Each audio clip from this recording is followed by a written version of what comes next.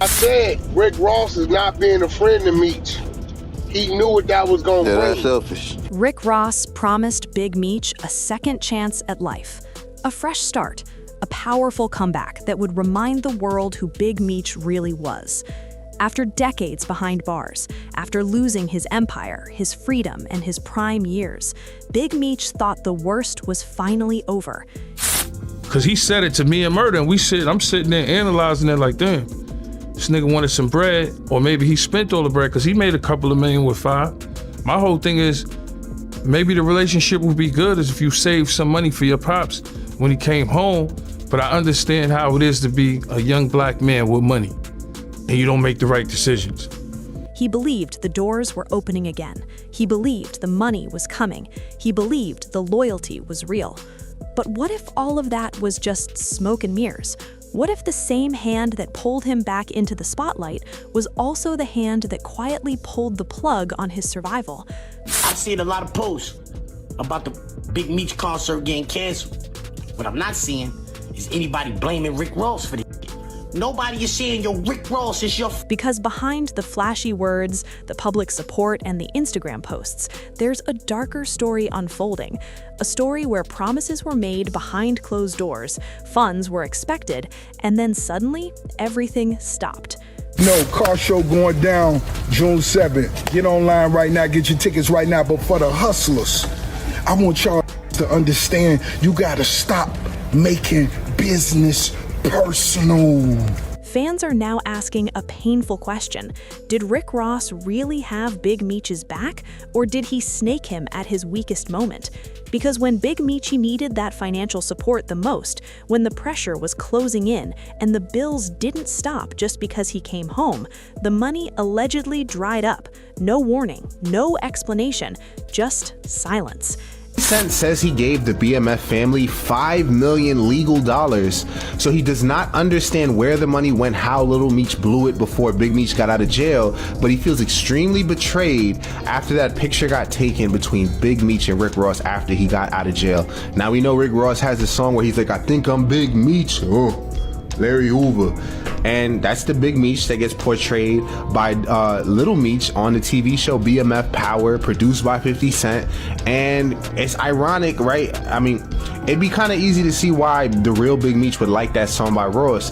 But if 50 Cent gives your family, you know, $5 million in cash, whether it's through acting, I think he was paying for acting lessons for Lil Meech, you gotta have some appreciation. And you know, before more details unfolded, like $5 million, because people were like, oh, 50 Cent doesn't pay people, he's always suing people. Look how he paid Ghost from Power less than Mary J. Blige on Power Book.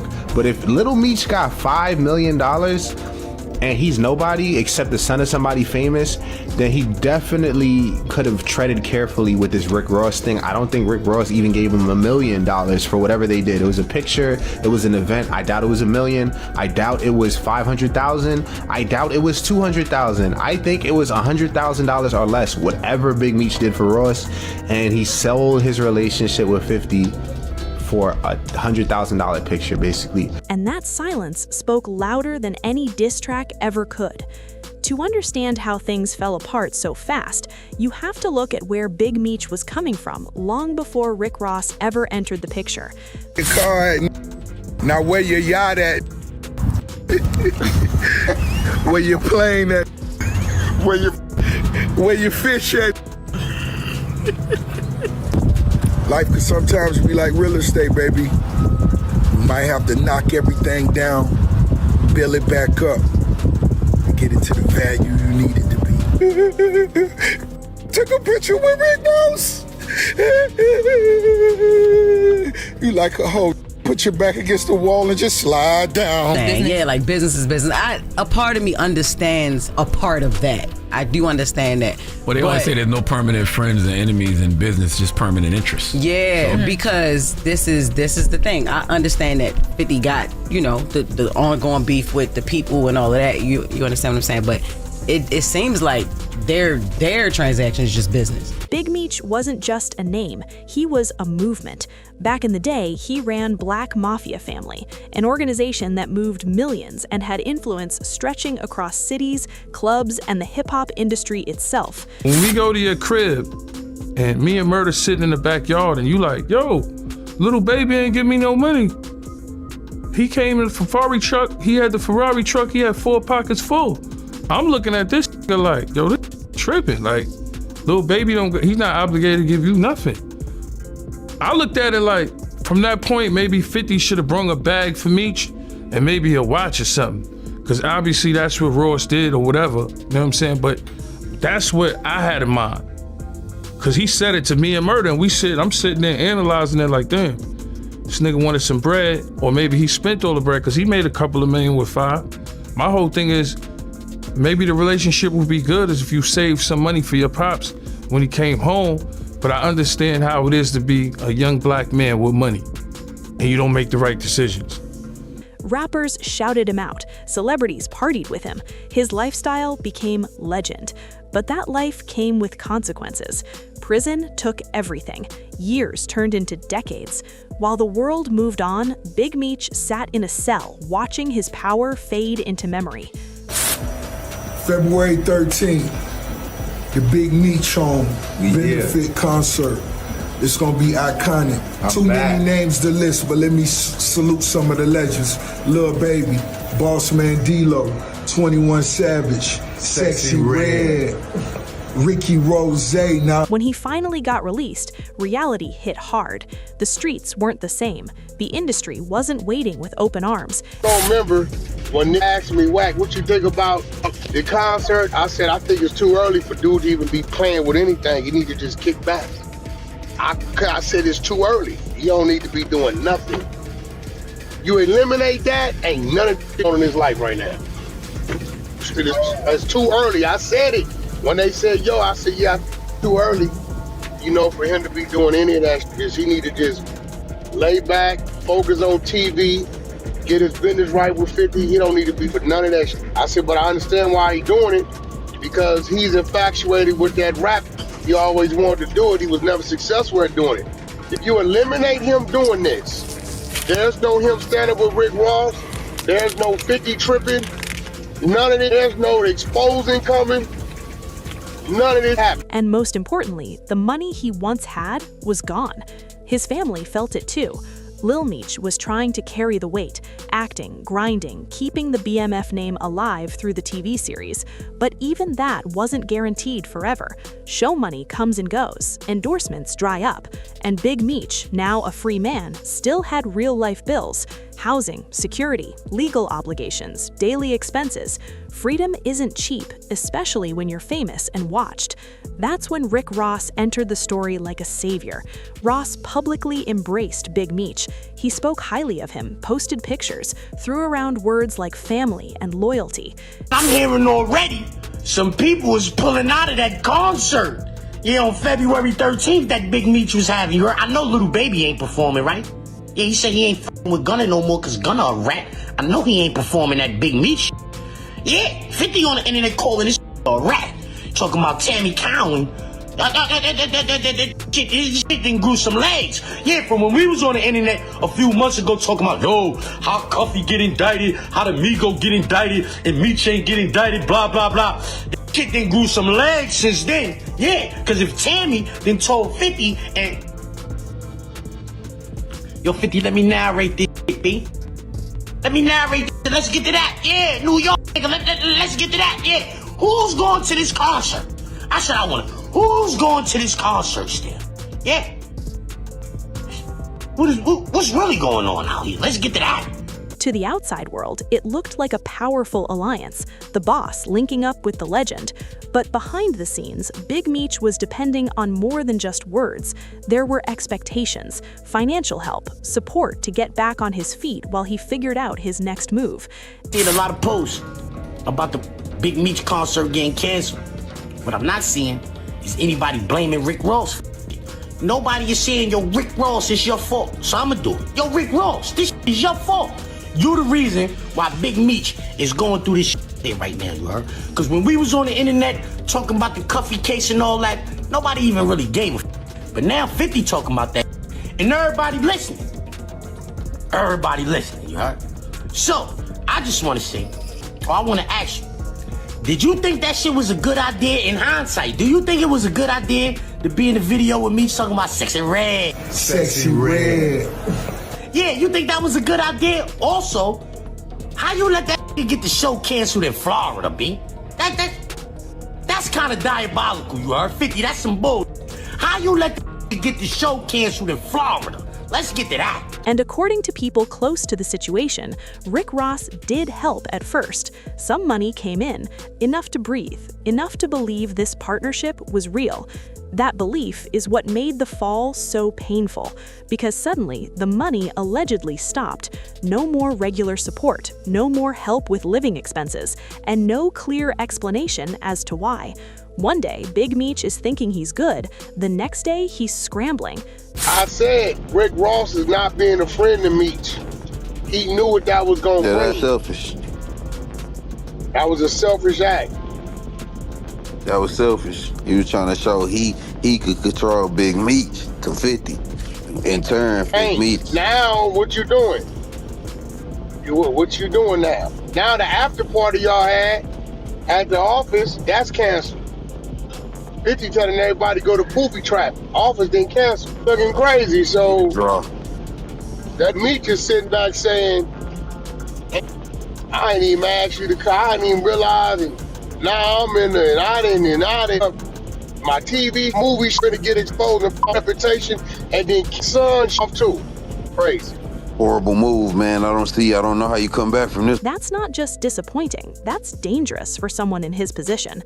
What nobody expected was how quiet Rick Ross became once things started falling apart. No long explanation, no public defense, no effort to clear things up. Just a quick pivot back to promoting his own projects, his own events, his own wins. To fans watching closely, it looked cold, almost calculated. Boss Ricky Rose just got word. Meech concert not happening tonight, but 3:05 is going down at the office. Meet us there. Bam! Big Meech, meanwhile, was stuck dealing with the fallout. His name was back in blogs, but not in the way he wanted.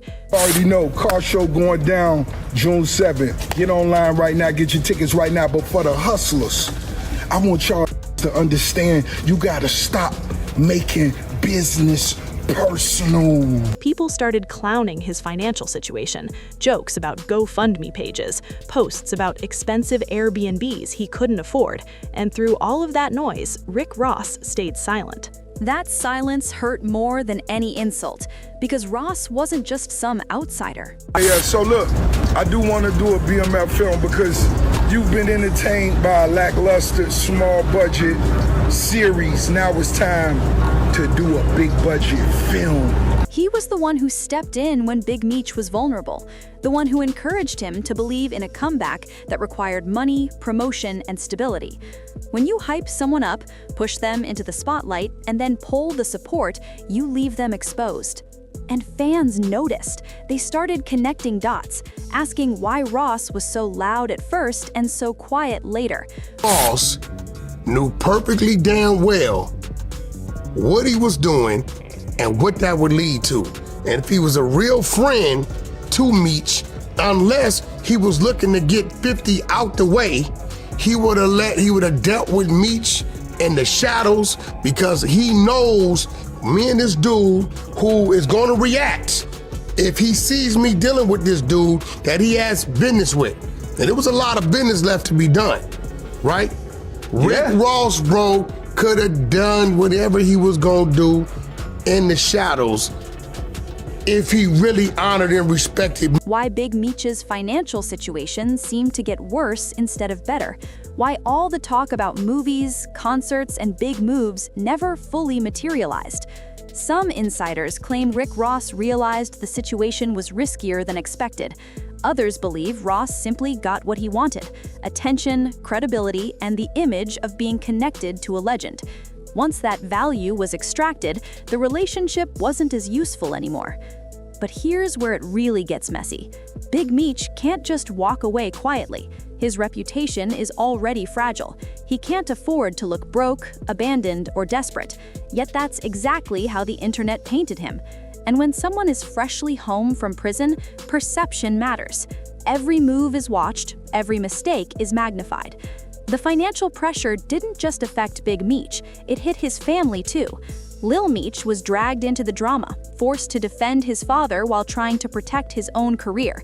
Imagine carrying your dad's legacy while also worrying about whether the people promising to help him are actually helping. That kind of stress breaks families apart. And while all this was happening, Rick Ross was still living comfortably, posting luxury, traveling, celebrating success. That contrast made the situation even uglier. To fans, it felt like watching someone drown while the person who tossed them the rope walked away. But let's be real, Big Meech isn't innocent either. He's always chased money and opportunity, sometimes at the cost of loyalty. His history proves that, and some people believe this is karma coming full circle. But even if that's true, nobody deserves to be left hanging when their freedom and survival are on the line. What hurts the most is that this didn't have to be public. If Ross truly couldn't continue supporting him, a private conversation would have gone a long way. Instead, the silence created speculation, embarrassment, and humiliation.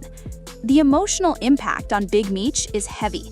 Imagine surviving prison only to feel trapped again, this time by money, expectations, and broken promises. Freedom without stability feels like another sentence.